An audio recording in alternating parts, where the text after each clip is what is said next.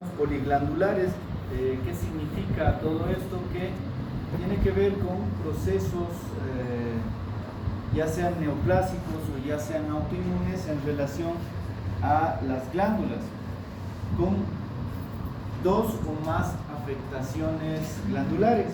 Es decir, no siempre viene una lesión solo pancreática, no solo viene una lesión suprarrenal, sino se van combinando y van acoplándose unas con otras, y el diagnóstico va a ser mucho más difícil. Sí, también tiene que ver a través del tiempo, porque a veces hay algunas enfermedades que se diagnostican primero y luego se van diagnosticando las demás. Por lo tanto, es importante saber, por ejemplo, de que una glándula tiroides puede asociarse a un problema también pancreático. Ejemplo, la diabetes tipo 1 tiene un componente autoinmunitario, y a la larga puede desencadenar también una patología tiroidea autoinmunitaria, ¿como cuál?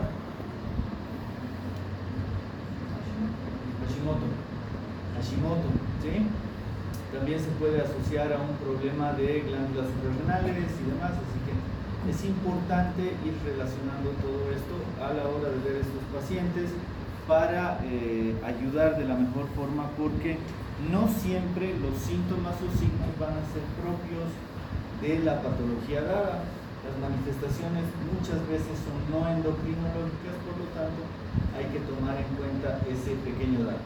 Se clasifican en dos grandes grupos, uno que son neoplásicos, que en general estos grupos permiten la hipersecreción hormonal. Si decimos alguna patología neoplásica, ¿qué me podrían decir? Que produzca hipersecreción hormonal.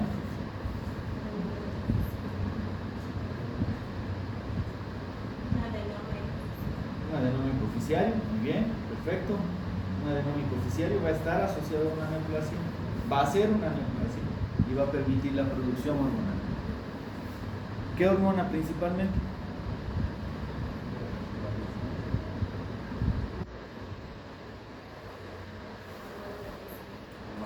La prolactina, el cortisol, ¿sí?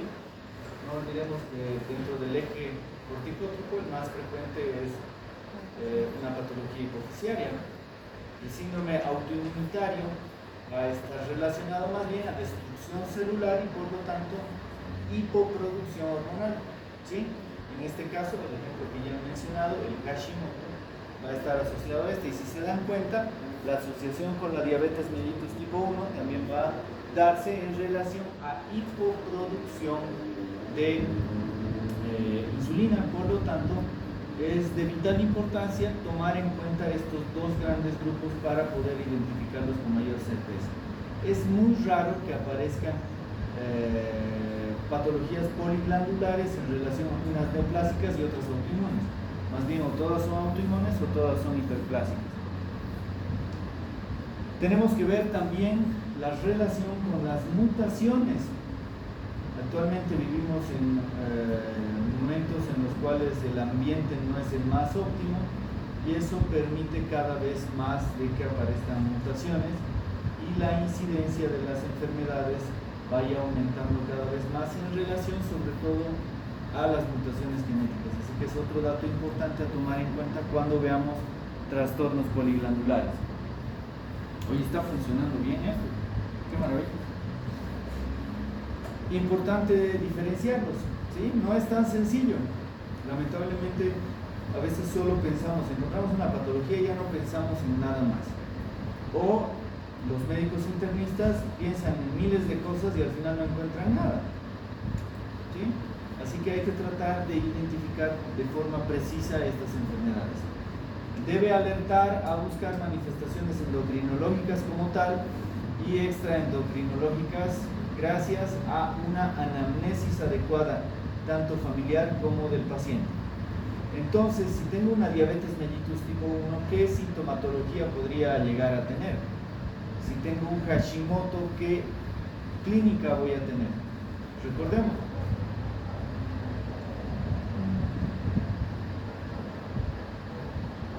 Belén, tranquilo.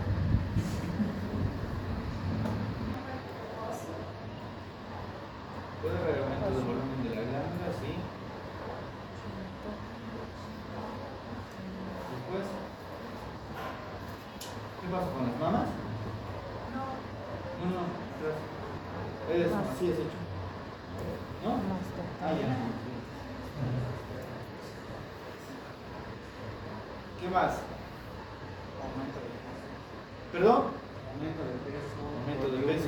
¿En diabetes aumento de peso? No es que es la diabetes. Pérdida de peso en diabetes, aumento de peso en Hashimoto. Después, y si está en fase hipertiroidea en Hashimoto. ¿Tiene fase hipertiroidea? Fase hipertiroidea. Estoy hablando. ¿Qué más? Vamos, deberían decir más de 20 signos y síntomas de las enfermedades. Ya hemos visto esas patologías. Ya han aprobado un examen hace poquito de diabetes. Bien. El tratamiento de la enfermedad poliglandular puede ser diferente en relación a lo que solo se compromete una glándula. Ejemplo, si tengo combinación de candidiasis, tengo insuficiencia suprarrenal y tengo diabetes, ¿qué medicamentos indicarían? A ver.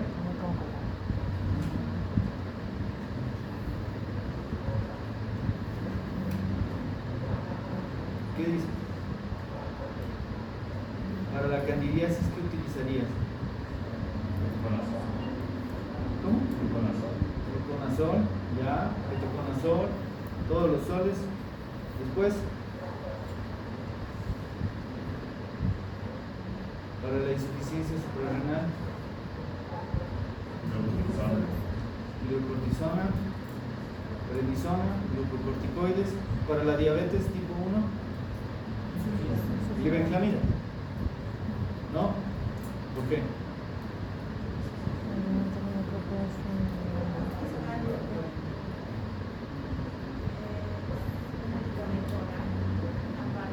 Ya. Estás bien, estás excelente, pero ¿por qué? Vamos. No glibenclamida, sí me gustó. Me gusta que digas no, pero ¿por qué? ¿De qué familia es la glibenclamida? Es un secretagogo. Al ser un secretagogo, ¿qué pasa? Debería ir a estimular algo, pero si no hay ese algo, no va a poder estimular, no va a poder tener una acción adecuada. Exactamente, pero como no hay células beta, todas están destruidas, no va a tener acción. ¿Sí? Agua de mote. ¿Sí? Excelente. Y no volvamos a mencionar, quiten ese no de la premisa, anamnesis, realizar una anamnesis. A veces preguntamos, no encontramos el dato, volvemos a preguntar, o cuando están presentando ustedes al paciente estudios internos, el paciente les va a hacer quedar mal y ahí sí va a encontrar algunos datos de sugerentes de trastornos poliglandulares, así que hay que encontrarle la forma para poder identificar con precisión estas patologías. Aquí hay un error importante, a ver si lo encuentran. Miren detalladamente esta imagen, pero aquí vemos de que hay tipo 1, hay tipo 2A, hay tipo 3 o tipo 2B, hay tipo 4 también, y estamos hablando de las neoplasias endocrinas múltiples. ¿A qué me refiero? Que con una diapositiva también podemos cometer errores, a ver si encuentran el error posteriormente. Por lo tanto, muchas veces hay diferentes clasificaciones de estas neoplasias endocrinas múltiples, como aquí, donde vemos, por ejemplo, un trastorno endocrino y los porcentajes de presentación de cada una de las patologías en este SPA1. Hay componente no endocrinológico, como por ejemplo la candidiasis mucocutánea crónica, que se da más o menos en un 78% de los casos. El vitiligo, que ya tenemos que preocuparnos de esta patología endocrinológicamente hablando. Y miren el porcentaje en estas enfermedades. La hepatopatía crónica, la alopecia, y en el SPA2, ya sea 2A o 2B, miren el porcentaje del Addison es 100% de las veces. Así que esta patología se puede encontrar el 100% de las veces en estos síndromes poliglandulares. El vitiligo también está presente aquí. La celiaquía, que es una patología también que cada vez aumenta mucho más. Por lo tanto, es otro dato importante que me debería llevar a pensar en un síndrome poliglandular. ¿Ya han encontrado el error o nada? Síndromes neoplásicos en general son 6. La neoplasia endocrina múltiple tipo 1, o también llamado el MEN1. La neoplasia múltiple tipo 2A y 2B, MEN2 y MEN3. La neoplasia endocrina múltiple tipo 4. Complejo de Carney, la enfermedad de von Hippel-Lindau y finalmente el síndrome de McCune-Marsh. Aquí lo mismo, tenemos alteraciones de diferentes hormonas, por lo tanto si yo les pregunto,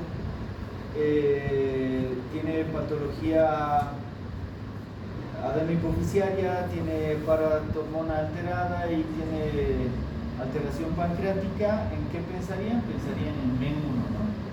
Así que esa asociación es de vital importancia y puede ser una excelente pregunta de examen abierto.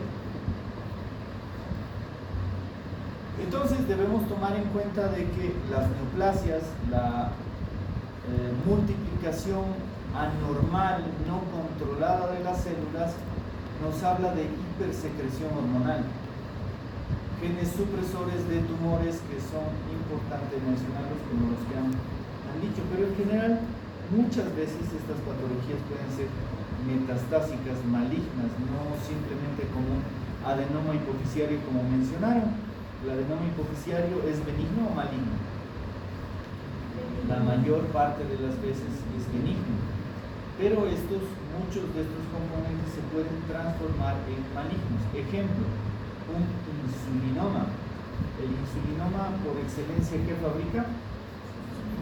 ¿Qué características puede tener un insulinoma en su presentación? ¿Perdón? ¿Hipoglucemia en qué momento? Más que todo. ¿En qué periodo? Cuando comemos. ¿Sí? Porque ahí hay una secreción indiscriminada de la insulina y va a provocar una hipoglucemia postprandial. ¿Sí? Así que es un dato importante. Y en general es benigno, pero también se puede metastatizar más o menos en un 8 a 10%. Y principalmente hay metástasis en el hígado. Por lo tanto, cuando se lo diagnostica ya con metástasis es muy difícil tratar porque no vas a extirpar todo el hígado, ¿no? Múltiples imágenes y lamentablemente va a ser muy difícil de controlar este tipo de pacientes. Así que deben pensar en esto. Más bien acordándome de algo, ¿quiénes tienen más de 3 faltas? 3 o más faltas en las clases. Los que tengan 3 o más faltas van a exponer la última clase. Si no, no se habilitan al examen final.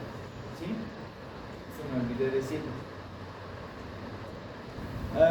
Así que hay que tomar muy en cuenta este dato a la hora de ver los pacientes. ¿Qué es esto? ¿Qué imagen es esta? Ya la hemos visto antes.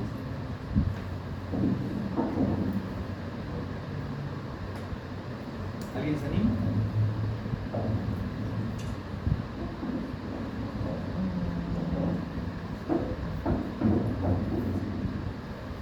¿Qué células son? Histología. ¿Con quién empezó histología? ¿Qué es el ritmo? ¿Qué pachón? Así se van a reír de mí, ¿no?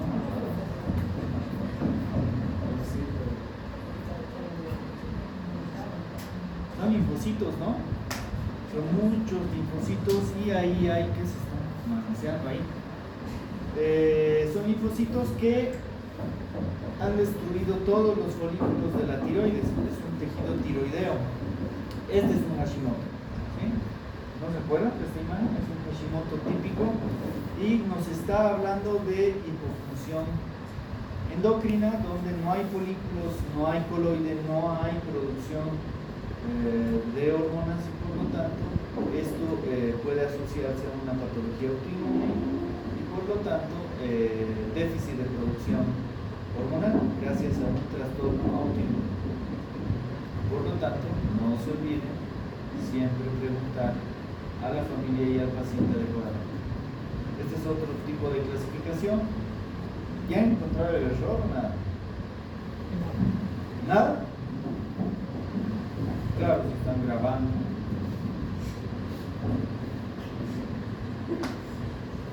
Y no se mosquean, parecen paparazzi. ¿Qué dicen? ¿Nada? ¿No han encontrado el error?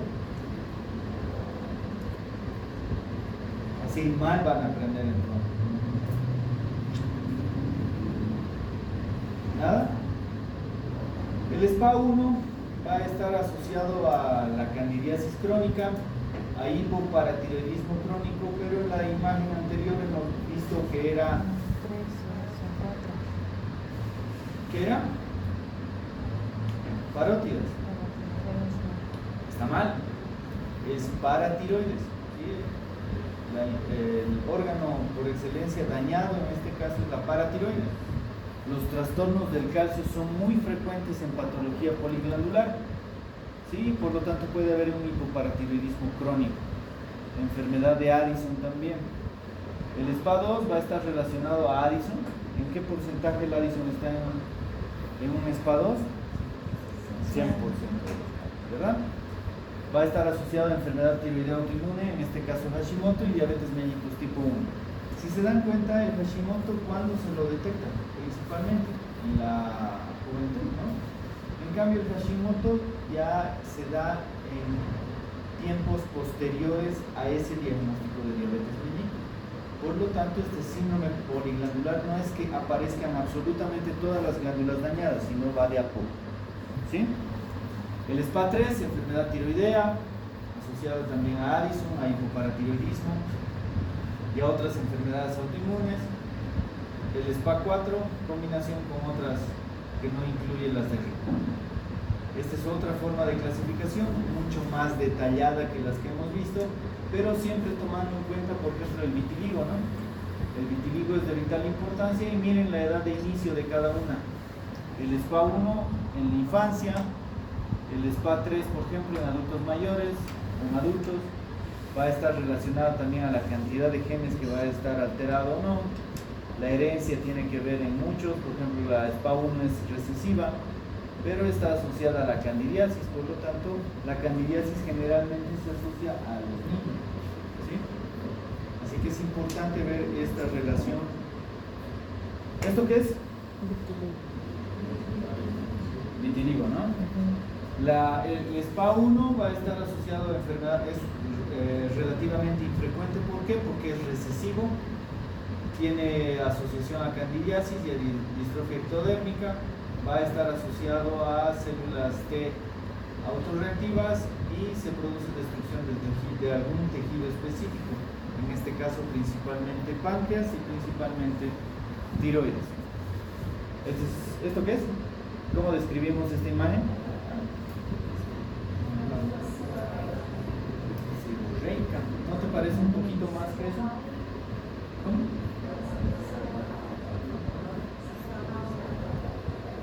¿What? Estamos hablando en portugués. Mana en quichua. ¿Qué dice? Saburral me estás diciendo. Ya, saburral es mucho menos que esto. Estos, miren, son placas blanquecinas. ¿De qué estamos hablando? De candidiasis, ¿no? Sí, y como habíamos mencionado, esto se da más que todo en infantes. Y aquí están los porcentajes de presentación, tomando en cuenta este vitiligo. Y esta imagen me parece muy importante, porque estoy ciego. Ahí está. Donde vemos estos círculos y van demostrando cada uno de los síndromes poliglandulares. Es importante entender esta gráfica. La mala absorción de vitamina B12. ¿Por qué se debe esta mala absorción?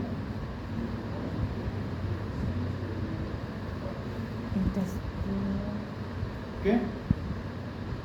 ¿Cómo dijeron?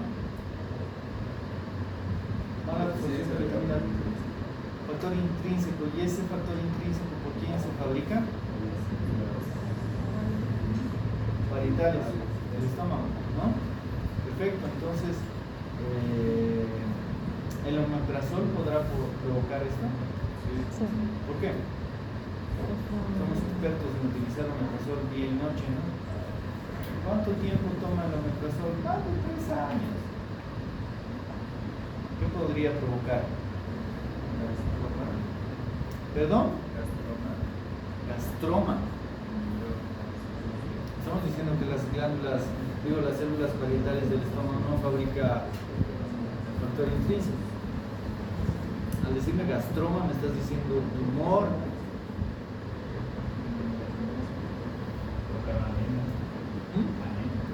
Claro, la anemia va a estar asociada al déficit de vitamina B12. ¿Cómo se llama esa anemia? Perniciosa. ¿Qué dicen? Una gastritis atrófica. Y diferentes otros cuadros. Hepatitis autoinmune. La hepatitis autoinmune, bueno, la hepatopatía no siempre es mediada por el alcohol. Así que también en estos trastornos poliglanulares podríamos encontrar diagnósticos de autoinmunidad, por lo tanto, vigilar también la patología hepática en estos pacientes. Tratamiento. ¿Por qué mineralocorticoides? ¿Qué mineralocorticoide utilizaría? La hidro, muy bien. Después, fluorocortisona. ¿Pero por qué utilizarían glucocorticoides y mineralocorticoides? Un SPA2 podríamos utilizar eso porque va a estar presente el Addison, ¿no? Calcio, vitamina D, ketoconazol, dependiendo del caso. Así que hay que precisar con exactitud, diagnosticar adecuadamente para poder utilizar los medicamentos. La SPA2 va a estar relacionado también a diabetes tipo 1, a insuficiencia, a enfermedad tiroidea y también al Addison, como hemos mencionado. Mencionar que, por ejemplo, va a estar muy asociado al vitiligo, a la enfermedad celíaca, por lo tanto, miren los anticuerpos que podríamos solicitar en este tipo de pacientes para el diagnóstico preciso de estas patologías e ir haciendo el diagnóstico diferencial para poder tratar adecuadamente. Tratamiento, por lo tanto, debería ser de forma aislada, pero en relación a que si hay déficit o hay hiperproducción, ir tratando a los pacientes. Si hubiera hiperproducción hormonal, ¿qué harían? ¿Cuál sería el tratamiento? Insulinoma. ¿Qué hacen con el insulinoma?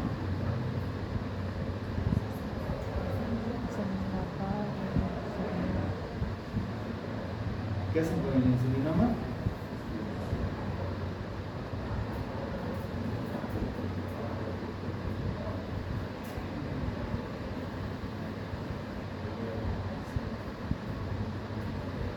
¿Qué haces con el insulinoma?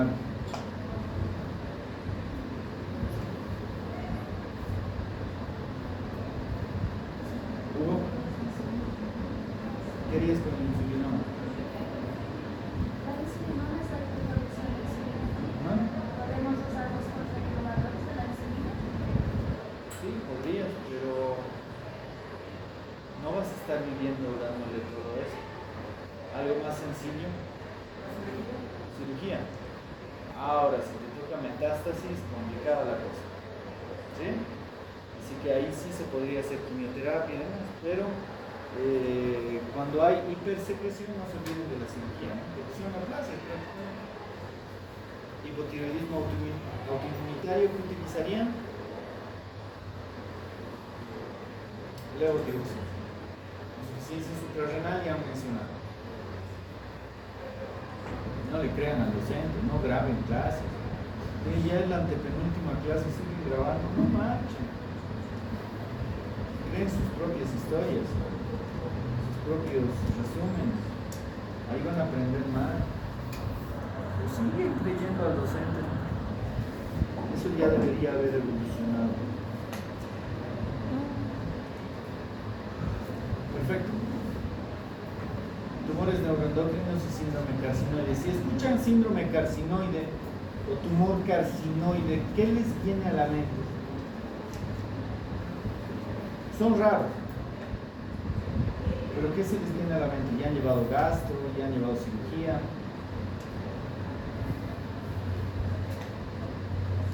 Tumores carcinoides.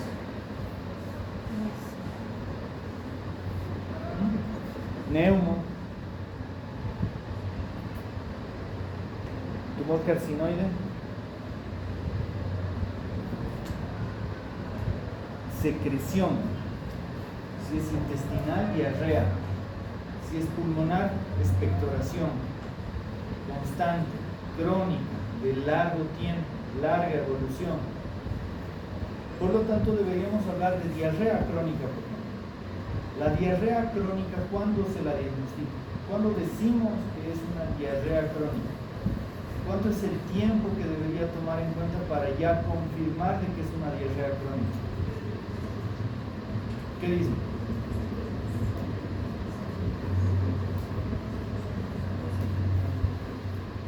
¿Bernie? 2 semanas. ¿Están de acuerdo con las 2 semanas? Kevin.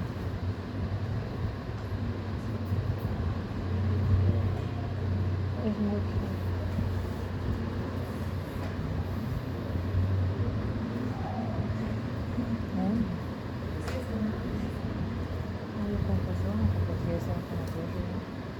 Cuando tengan diarreas crónicas, sospechen de tumores, ¿no? Y si no para, no mejora y está hospitalizado, ¿en qué pensaría?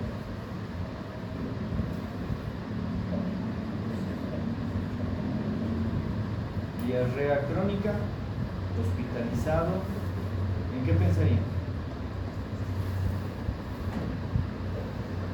Diarrea crónica, en casa,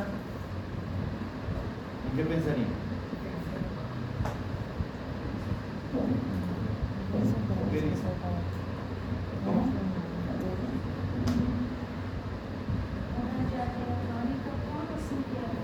Una diarrea crónica en hospital y una diarrea crónica en casa, sin la premisa de fiebre. No importa si tiene o no fiebre. ¿Crónica? No, estamos hablando netamente de crónico. Olvídate de la aguda, que generalmente es infecciosa.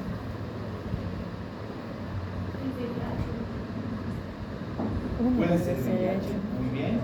Otra, excelente, VIH.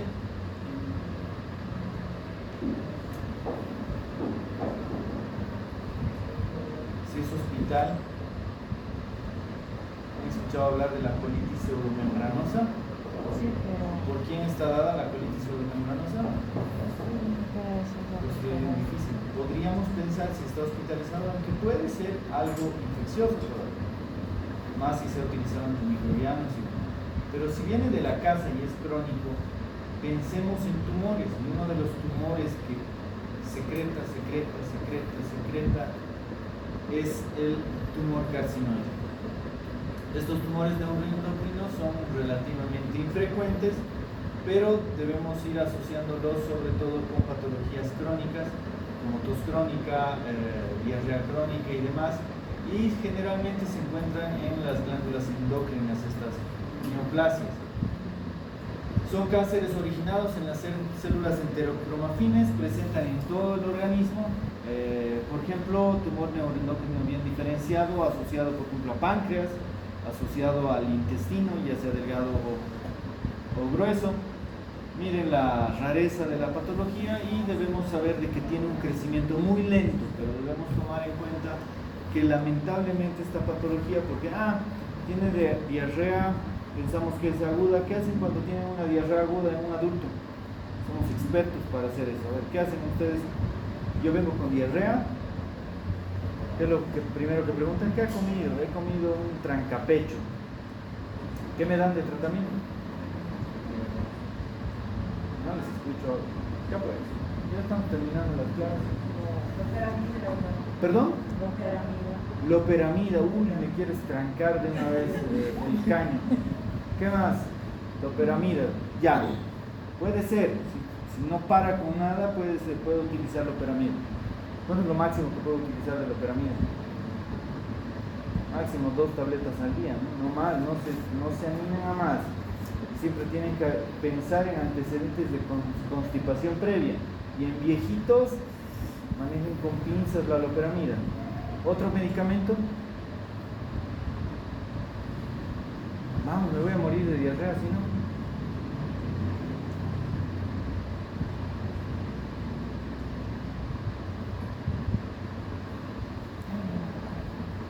¿Qué digo?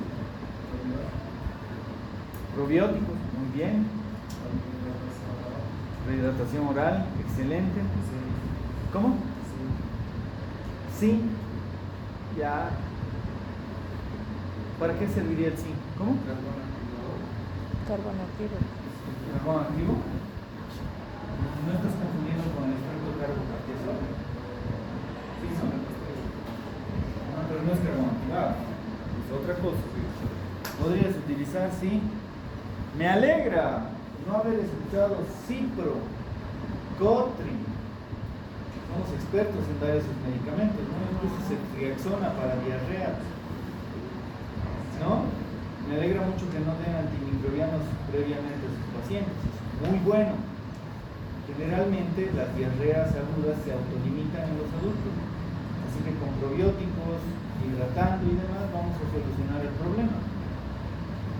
Y a veces vienen, tratamos, soluciona la diarrea, vuelven con diarrea, creemos que sigue siendo infeccioso, creemos que sigue infeccioso, y esto se torna definitivamente una diarrea crónica. Por lo tanto, en este tipo de pacientes deberíamos evaluar cómo está el intestino, ¿sí?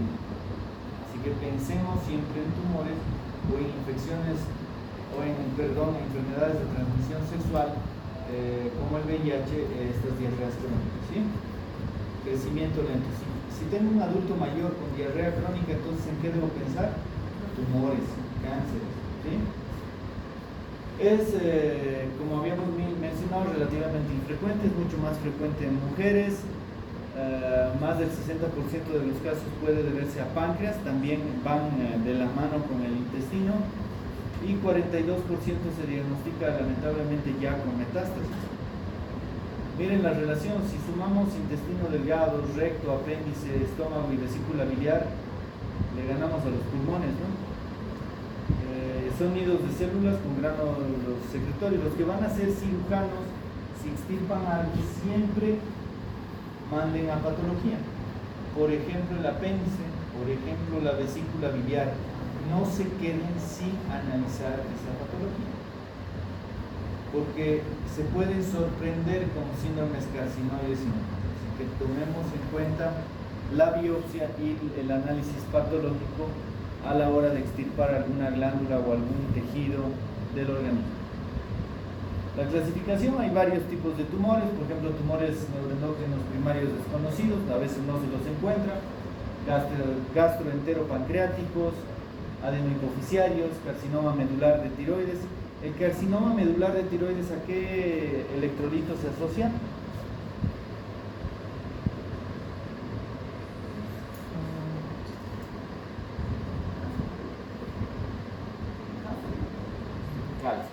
Calcio. Problemas pulmonares, células de Merkel, incluso los neurocromocitomas o los paragangliomas pueden estar asociados. Aquí vemos el origen, el síndrome carcinoide que va a estar presente, la alteración genética, la localización de los tumores. Y miren, el apéndice y el ciego siempre van a estar presentes, así que hay que dudar de todas esas cosas. La relación de la contaminación, las sales de plata, actualmente nuestro río Rocha está sufriendo eso, ¿no? Así que las sales de plata, la exposición a todo esto puede provocar también a la larga este tipo de cáncer. Dentro de los síntomas y signos asociados está, por ejemplo, la tos, la obstrucción intestinal, la diarrea, sangrado rectal y demás. Los tumores gastroenteropancreáticos, lo que hemos mencionado, principalmente el insulinoma, los tumores de la línea simpatoadrenal, como el feocromocitoma principalmente, el cáncer medular de tiroides, las neoplasias endocrinas múltiples asociadas a las diferentes patologías. Por ejemplo, si escuchan hablar de cáncer anaplásico, ¿qué les viene a la mente? Lo primero que se les viene a la mente, carcinoma anaplásico de tiroides. ¿Qué se les viene a la mente? Malignidad. Y si escuchan de las células pequeñas del pulmón, muerte, malignidad, terrible, catastrófico, se va a morir el paciente. Muy rara vez van a superar todo esto. Tumores hipoficiarios también. Por lo tanto, aquí vemos también la misma clasificación, solo que mostrada de diferente forma. Síntomas. ¿Qué síntomas vamos a encontrar en estos pacientes? Masa tumoral, dolor abdominal, obstrucción intestinal, hemoptisis. ¿Qué diferencia hay entre hemoptisis? ¿Qué es la hemoptisis? Tos con sangre. ¿Ya? ¿Están de acuerdo? ¿Alguna vez han visto hemoptisis? ¿Nunca? Ojalá que nunca lo vean. Es algo catastrófico. Ver morir a alguien con hemoptisis es lo peor que pueden ver. Bueno, hay otras cosas, pero es horrible. Se ahogan con su propia sangre y no se puede hacer absolutamente nada. Quieren intubar al paciente y sale sangre, sangre, sangre, sangre hasta que deja de respirar. Así que cuando vean un paciente con hemoptisis, denle la importancia necesaria. Ahora, hemoptisis no es lo mismo que una simple epistaxis y demás, pero la epistaxis también es preocupante muchas veces. También seguramente han podido ver alguna epistaxis y más si es posterior, pero la hemoptisis sí denle la importancia necesaria. Hay que tomar muy en cuenta la hemoptisis. Ojalá que no tengan chance de ver esa cosa horrible. Hemorragia digestiva, hepatomegalia, diarrea crónica, hipoglucemia también puede estar presente por todo lo que ya hemos mencionado. Estos síndromes carcinoides también se asocian a un enrojecimiento cutáneo, a la diarrea que nuevamente la repetimos, lesiones valvulares cardíacas también, y por lo tanto todo esto se lleva a cabo gracias a liberación de mediadores neuroendocrinos también. Y el 8 a 10% de todos los tumores se asocian a metástasis hepáticas principalmente. Cuando llegan a metástasis, como el cromocitoma y demás, pueden asociarse lamentablemente a fallecimiento del paciente porque no es nada sencillo tratar a estos pacientes. Insulinoma parece sencillo, ¿no? Pero hay que tener mucho cuidado. Y se debe gracias, por ejemplo, ese enrojecimiento de la parte cutánea se debe a muchas de estas sustancias. Hay paroxismos vasodilatadores, un 80%, hay síntomas digestivos importantes, hay pelagra, hay manifestaciones cardíacas también, y otros síntomas como fatiga y demás cosas que son propios de patología endocrinológica, ¿no? Aquí vemos principales síntomas de las diferentes patologías, por ejemplo, en un insulinoma, que es lo primero que vamos a ver, hipoglucemia, ¿no? Síntomas de hipoglucemia. ¿Alguien me puede decir qué síntomas de hipoglucemia podemos tener? Sudoración. Va uno, a ver, 10. 10 síntomas y síntomas. Mareos. Confusión. Mejor si decimos vértigo. Confusión, 3. Irritabilidad, 4. Convulsiones, 5.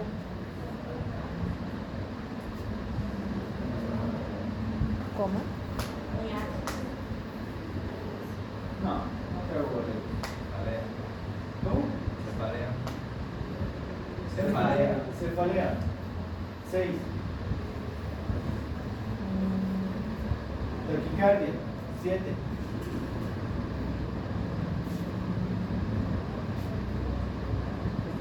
¿Cómo?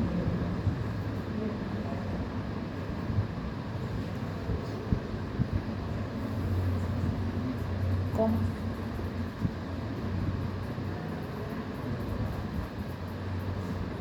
¿Cómo? Dejar Coma. Coma, 8. Muy bien. Gracias, Más o menos. ¿Ah? Diplopía, ya. Más que diplopía, disminución de la agudeza visual, ¿no? Se nubla la vista, en otras palabras. ¿Cómo? Astenia, ya. Eso es jugar sucio, ¿ah? Una más, les falta una más.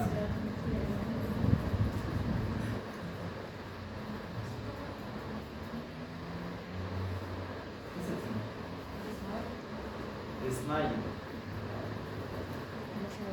Pero es. Te repones ese momento. Por lo tanto, con la hipoglucemia podrás reponerte espontáneamente después de comer, pero no es parte de eso. No te hago. ¿Otro?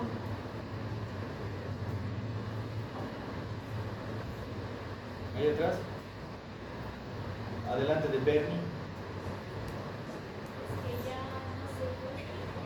Taquicardia. ¿Ya dijeron coma? Ya, parestesis. Bien, 10. Le salvaste las papas. Perfecto.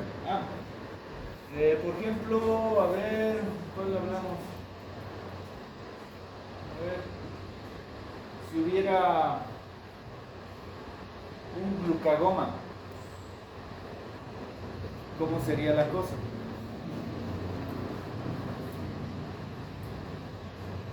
¿Qué hace el glucagón? Saca glucosa de la célula. Va a tener más bien síntomas hiperglucémicos.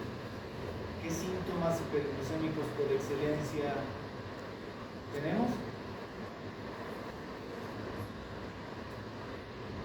Diabetes, poliuria, poliplegia, disminución de la agudeza visual y demás, ¿no? Diagnóstico, se puede solicitar expresión urinaria de 5-hidroxinolacético. Biopsia, es importante asegurar el diagnóstico con biopsia. Serotonina en sangre muchas veces. Y hay un montón de exámenes complementarios que podríamos solicitar. Si, digamos, pensamos en metástasis, vamos a solicitar un PET. Si tenemos una patología propia de la tiroides, podríamos solicitar una punción con agulopina. Todo depende del tipo de diagnóstico que querramos encontrar. Tratamiento sintomático principalmente, reducción de la masa tumoral, ya sea con quimioterapia o propiamente con la cirugía. Análogos de somatostatina, se puede utilizar el octreotide. La cirugía definitivamente va a curar el cuadro, pero si ya hay metástasis es complicado tratar este tipo de pacientes. La quimioterapia también puede ser útil con estos medicamentos que son bastante caros, pero muy útiles para reducir el tamaño de la glándula. Y a través del tiempo se ha visto un montón de tratamientos que actualmente se puede utilizar, por ejemplo, el dolotristat, que es un excelente medicamento, el octreotide se sigue utilizando, el everolimus y demás para mejorar a los pacientes. ¿No se puede después de la cirugía hacer quimioterapia radiológica? Después de la cirugía, Pero se programa. si tienes probabilidad de metástasis, sí. Solo tiene probabilidad de metástasis. Sí. Ajá. Porque en general estos son, entre comillas, benignos, ¿no? Escuchas insulinoma y crees que es benigno, pero debes pensar de que hay un pequeño porcentaje de metástasis, ¿no? ¿Qué pasó? La tiroides, hipercalcemia e hipocalcemia. Tenemos que saber que estas glándulas, la alteración de estas glándulas es mucho más frecuente de lo que parece. Está asociada a patología séptica y demás, así que los trastornos del calcio son importantísimos porque está relacionado a múltiples acciones. Las glándulas paratiroides ya sabemos de que se encuentran por detrás de la glándula tiroides, es parte de la cápsula que cubre la glándula tiroides. En general son 4, pueden ser más o pueden ser menos. tienen el tamaño de un guisante, una arveja, pero de características lipídicas, ¿sí? Parecen acúmulos de grasa. Van a tener prácticamente las mismas relaciones que tienen con la glándula tiroides en relación a tráquea, esófago, los grandes vasos, la misma inervación, la misma vascularización y demás. Y por lo tanto van a estar íntimamente relacionados, sobre todo en la cirugía. La cirugía por excelencia puede traer múltiples trastornos de paratiroides, por lo tanto hay que tratar de siempre pensar en este tipo de patología. El metabolismo, debemos saber que 1 kilogramo de calcio tenemos aproximadamente los adultos y ese kilogramo más del 99% está en el hueso, ¿sí? El resto va a estar circulando en el LEC y en el LIC. Si hay esa pequeña alteración de hiper o de hipocalcemia, se la va a notar y eso puede traer consigo múltiples problemas. Vamos a hacer una pregunta que es importante que entendamos para que podamos identificar con mayor precisión las patologías. Una hipercalcemia siempre va a estar asociada a hiperparatiroidismo, un hiperparatiroidismo siempre va a estar asociado a hipercalcemia, una hipocalcemia va a estar asociada a hipoparatiroidismo y un hipoparatiroidismo va a estar asociado a hipocalcemia. ¿Qué opinan? ¿Que no qué? Hemos dicho 4 que no. Vamos una por una porque parece que trabalengua. La hipercalcemia siempre va a encontrarse con un hiperparatiroidismo. ¿No? ¿Por qué? ¿Cuál sería la razón? Sí, está, porque el hiperparatiroidismo es el aumento de la secreción de glucosa. Ya. Entonces sí están asociados. Sí, Pero, entonces sí es, una causa la otra. a ver, nuevamente, ¿el hiperparatiroidismo siempre va a estar asociado a hipercalcemia? Sí, definitivamente sí. Una hipercalcemia siempre va a estar asociada a hiperparatiroidismo. No. ¿Sí? Claro ejemplo, una enfermedad renal crónica. ¿Cómo va a estar el calcio en una enfermedad renal crónica? ¿Qué medicamento le damos a un enfermo renal crónico? Le damos calcio, ¿sí? ¿Por qué? Porque hay hipocalcemia. ¿Y cómo va a estar la hormona paratiroidea en el paciente enfermo renal?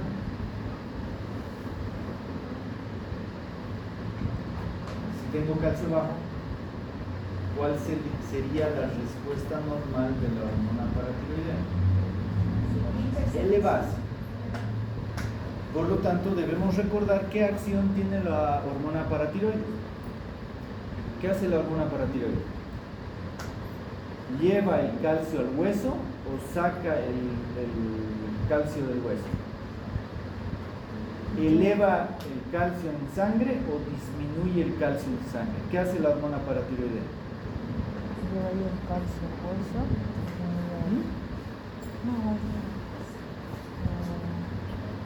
¿Qué dice?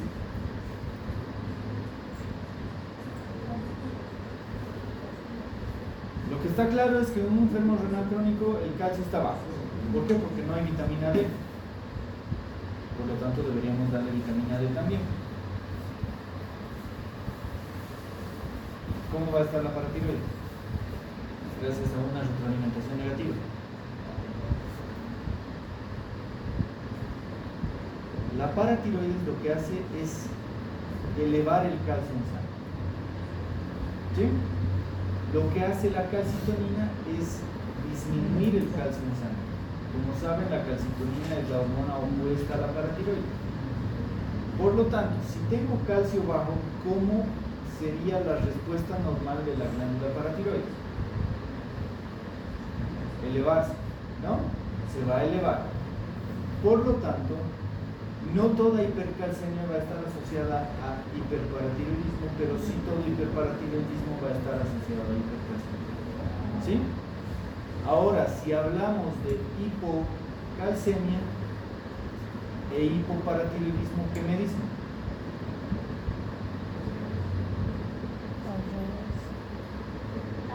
La misma cosa, el hipoparatiroidismo está asociado a hipocalcemia, Maravilla. pero la hipocalcemia no está asociada, no es campo de...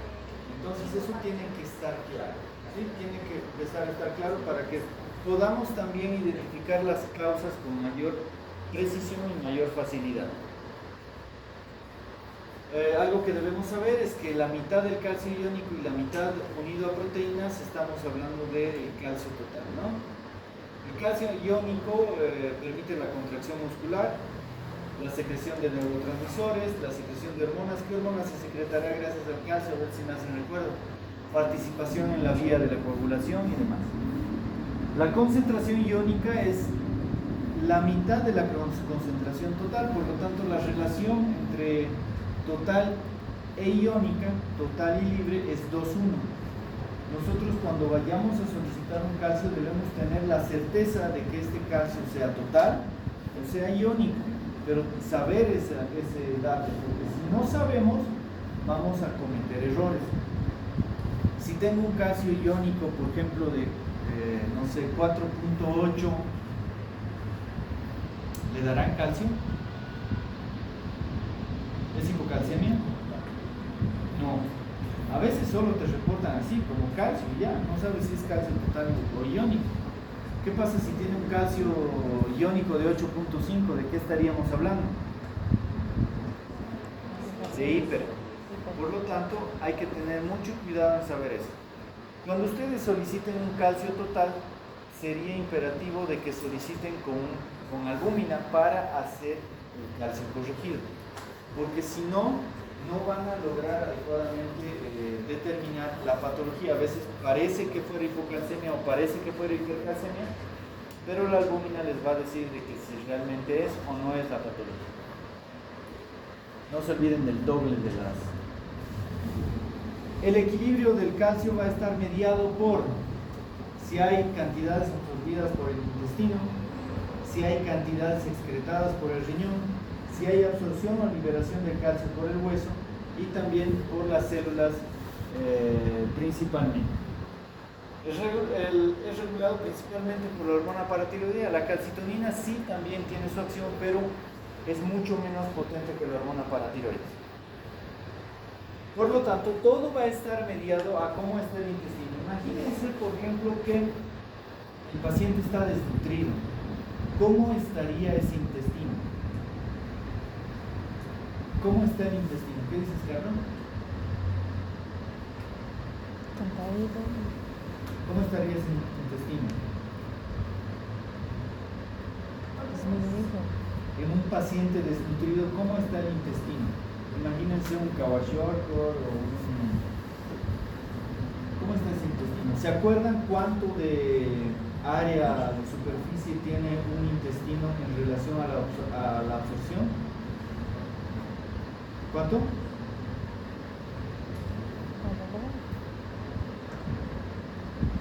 Más o menos un campo de fútbol, ¿no? ¿Les gusta el fútbol? ¿Cuánto mide una cancha de fútbol? 120 por 90, ¿no? Más o menos. Más o menos ese campo es el área de absorción del intestino. Y en un paciente desnutrido, ¿cómo está? A un niño de ese tipo que hablamos, ¿le pueden dar comida ni bien lo diagnostique? No, le va a provocar más diarrea, deshidratación y demás, porque no tiene las vellosidades para poder absorber. ¿Sí?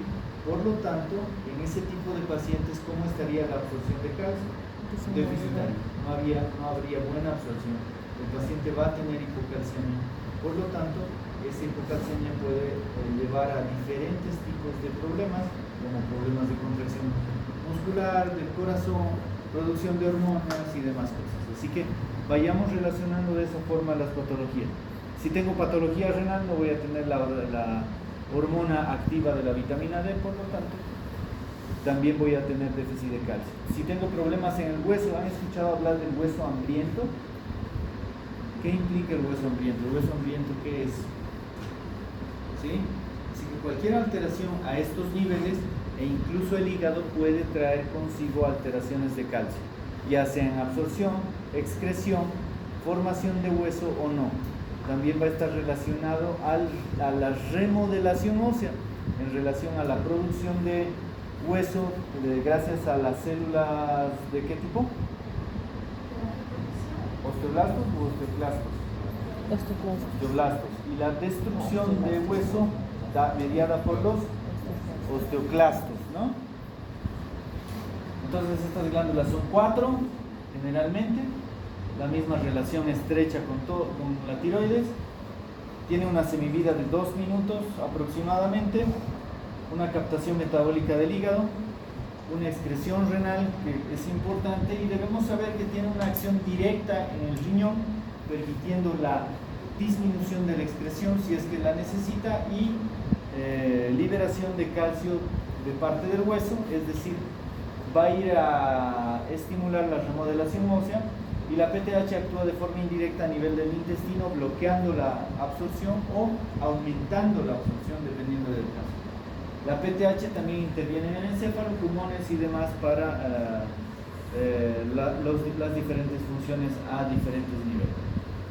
La acción renal, por lo tanto, va a permitir una absorción en el túbulo renal, va a estar mediada por la actividad de la 1-alfa hidroxilasa, enlaza de Henle, incrementa la reabsorción de calcio, inhibe la reabsorción de fósforo, por lo tanto, es un feedback entre el calcio y el fósforo.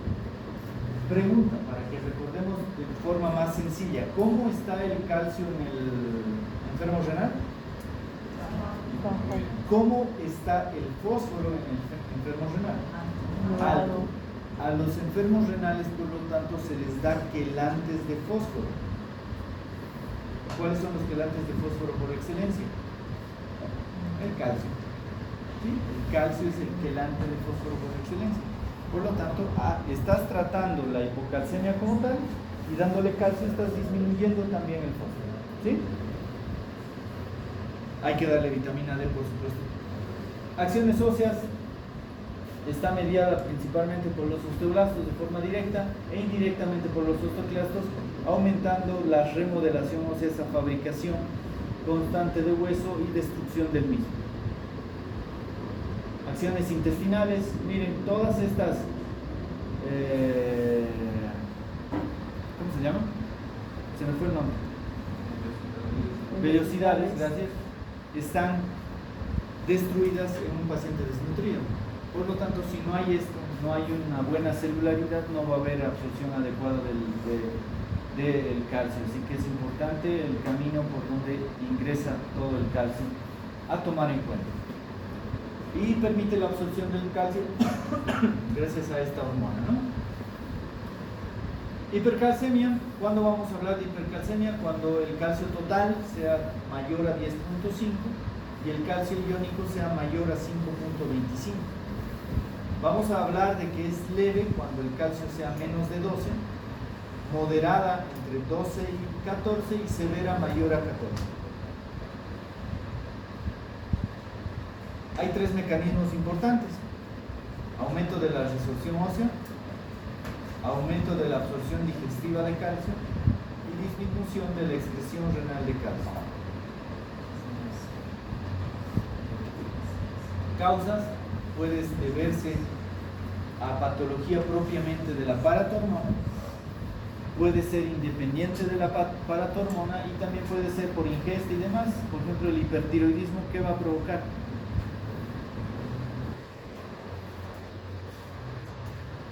¿Qué va a pasar con el hueso del hipertiroidismo? En el hipertiroidismo, ¿por qué?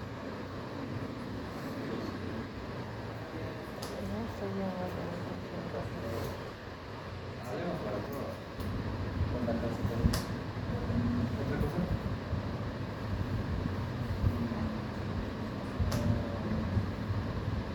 ¿Cómo va a estar la remodelación ósea en un paciente hipertiroideo? Va a estar muy aumentada. Y eso va a permitir que estás durmiendo, alma. Ya estás sedado.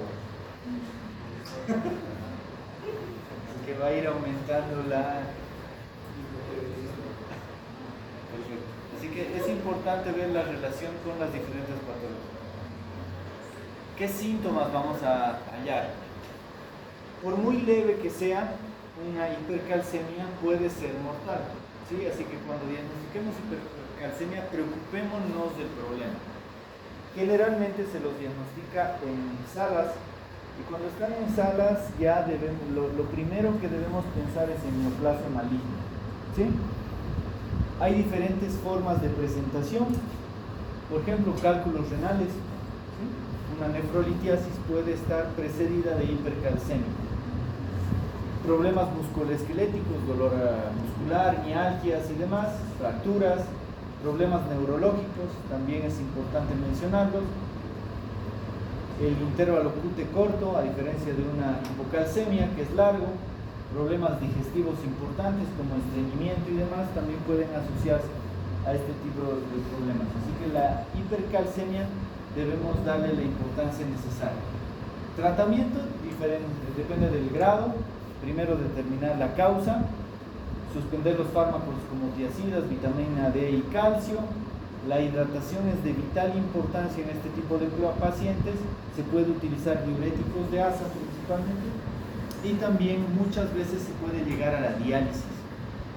Ese es otro justificativo de que un enfermo renal crónico en programa de hemodiálisis puede disminuir más aún la densidad mineral ósea, provocar osteoporosis y también disminuir el calcio considerablemente. Por eso no se olviden de administrar calcio. ¿Y cómo va a estar la PTH en esos pacientes o en hemodiálisis? ¿Cómo va a estar la PTH?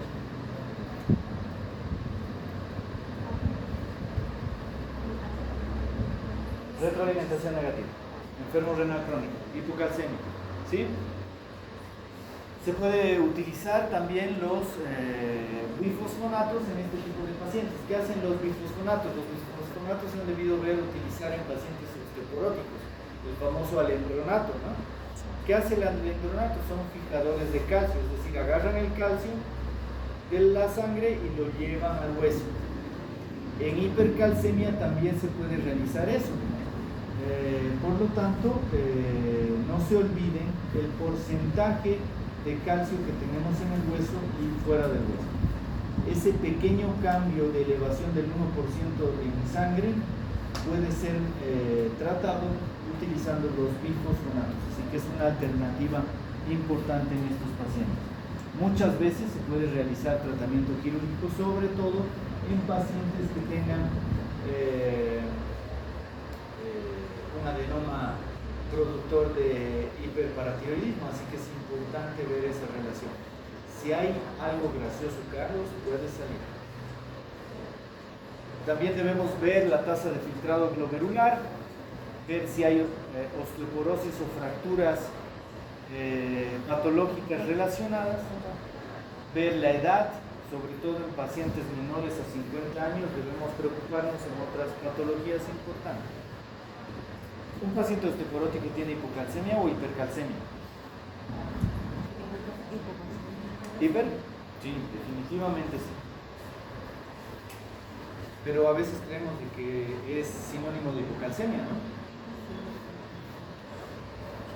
Hiperparatiroidismo, entonces, concentración sérica elevada de PTH, puede ser primario, secundario, terciario, en este caso asociado a enfermedad renal.